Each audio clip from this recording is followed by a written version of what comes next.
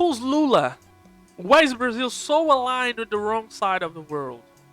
My name is William de Paiva, and I'm the Brazilian reporter. The first thing you must know about Lula is that he will always say what you want to hear. Always. When he visited China, for example, he said that Russia and Ukraine are equally guilty for the war.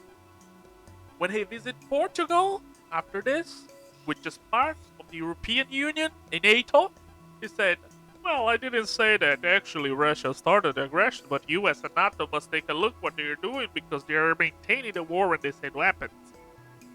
So, what is the lesson about it? Lula loves dictators. He will always be with Putin, with China, with Nicaragua, and all these failed states of the world. Lula wants to create something like the League of the Renegades of the world, because he's the guy for the poor and the left behinds. But he's also the guy who spent the taxpayers' money like an Arab king. And the problem is that these countries are not bad because the world is unfair. These countries are bad because they have no democracy and they have the worst economic procedures, like Argentina, our neighbor. The 100% inflation country who solved the problem printing more money. Lula is the guy who wants to create a common currency with this country, another. And he put the guilt of the inflation in the companies and everybody but the Argentinian government. Not only this, but he's the guy who allowed the Iranian ships to dock in our ports. Iran, a country that don't let the woman to go to the school and send homosexuals for prison when they are lucky enough. Lula is the guy who's still saying that the problem of Cuba is the embargo.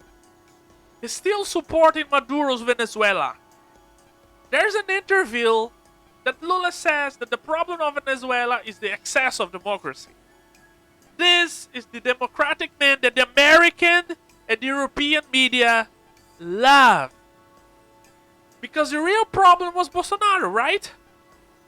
But let me just make a parenthesis about Bolsonaro. Bolsonaro was also Putin's kiss ass. But the reason that Bolsonaro was acting like he acted when he was president is that Europe and America never stopped to tell bullshit about Amazon and the deforestation numbers. And guess what? In 2023, Amazon is burning much more than before.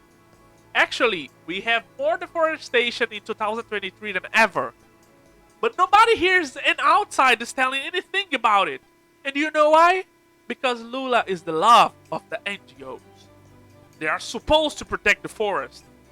Because he will pick up your dumbass money from Amazon Fund and fill this organization pockets with money and shut them. You think that $50 million, $500 million, $5 billion changed something in Amazon? If you think it's so, let me tell you something. You're delusional. Because the Amazon problem is like a political baseball club. You can use this to hit the guy you don't like. And these organizations do that because they know that there will be 1,000 of European and American protesting and even talking about sanctioning Brazil. This is the reason why Brazil is so close to China. Because China don't give a fuck about the environment. They want to make business. And you want to save the world. So Bolsonaro also don't give a shit about Amazon. Let's be clear about it. Bolsonaro don't give a fuck about the forest. That's why he became so close to China and Russia in the moment that Biden became president. Let's see what happened with France, for example. Macron, after his meeting with China, changed his behavior completely. Of course, they offered something interesting to France. And let me tell you something. In this moment, China is more capable to convince the governments around the world or even bribe the right guys than US. But the difference between Lula and Macron in this case is that Lula would be in the Chinese side even if they didn't offer anything. No matter what Biden says to Lula, no matter what he offers, there will be no reproachment because this is a pure ideological stuff. The real issue that the US have with the Chinese attempt to change the world's currency standard is that when this happened, no matter what Biden or the US government offers, Brazil will deny. Brazil will not accept. And even if US pick up the sanction card, Brazil will be the Chinese side because it is ideological. Some people here in Brazil and outside of Brazil signed the letter for the democracy, the letter of the democracy. Because with Bolsonaro, the Brazilian democracy was under threat. Okay, beautiful. Now, last week, they tried to pass in the Congress something like PL 2630. It's a law project 2630 or something like that.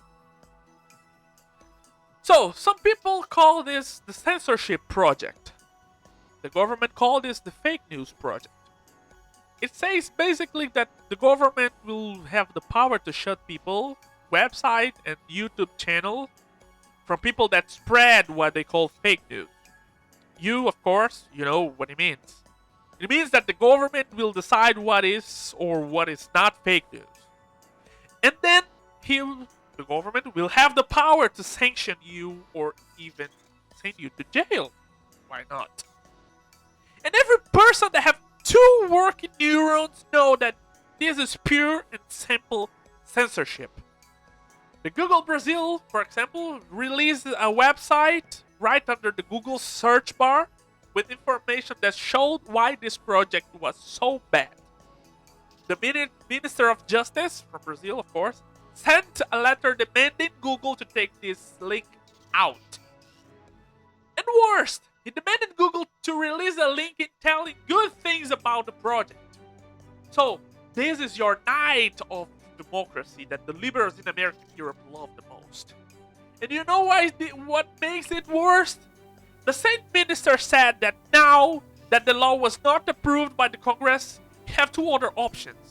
He can make the project work by something like an executive order, and if it doesn't work, he'll send this to the Supreme Court that will all know that makes everything Lula wants. Not because they were bribed or something like that, but basically because of ideological reasons. Do you think that the Brazilian mainstream media tells something about it? Not a single word. And you may think, why the media and the government want this so badly? And I tell you why. Because this is the dream world for them. Financially and ideologically. Financially, because the mainstream media will be the only way for the people to know what's going on. And also, this law has some parts that talks about money, of course. This is all about money. And the mainstream media, of course, is very interesting for these companies.